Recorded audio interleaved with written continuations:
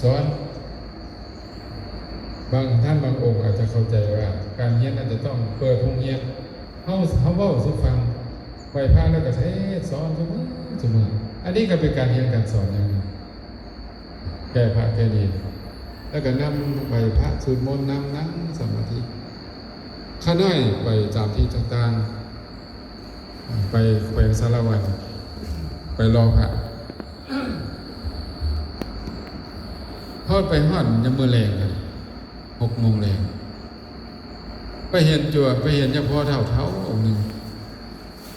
ยาพ่อเฒ่าก็ไปจั่วน้อย2 องค์ไหวพระสวดมนต์อยู่เขาได้กับไปย่าไปซ้อมโอ้มี2 องค์นี่เนาะวันนี้เนาะเขาได้ก็เลยลงมาบ่อยากกวนรบกวนเพิ่นเข้าห้องน้ำแล้วก็อาบน้ำแล้วก็มานั่งเพิ่นไหวพระแล้วเพิ่นก็ลงไปหาขอโทษขออภัยอาจารย์เด้อเขาน่ะเขาน้อยบ่ได้ไปต้อนรับคาไหวพระสวดมนต์อยู่เขาน้อยก็เลยว่าสาธุเขาน้อยจะดีใจหลายกว่าที่มาต้อนรับเขาน้อยซะอีกเขาน้อยมาเห็นนะยามพ่อนี่นะกับโจน้อยไหวพระสวดมนต์นั่งสมาธิเขาน้อยได้ดีใจอนุโมทนานำอนุโมทนานำดีใจกว่าที่มาต้อนรับซะอีกขอให้แบบนี้เป็นตัวอย่างแบบนี้ออกไม้พอไหนนี่เลย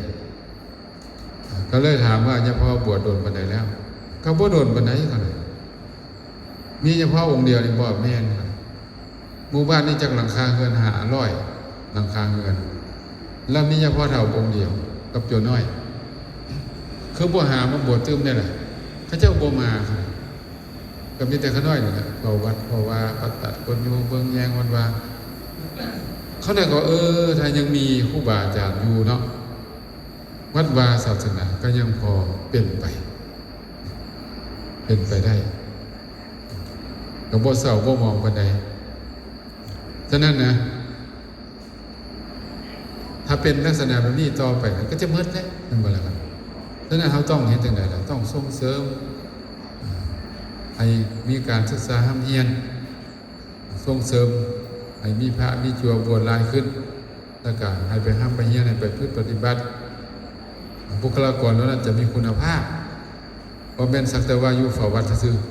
แต่ว่ามีผลงานอีกที่จับต้องได้สัมผัสได้นะนั่นก็ขอเป็นกำลังจิตกำลังใจเนาะอาจารย์แห่สวัสดิ์มา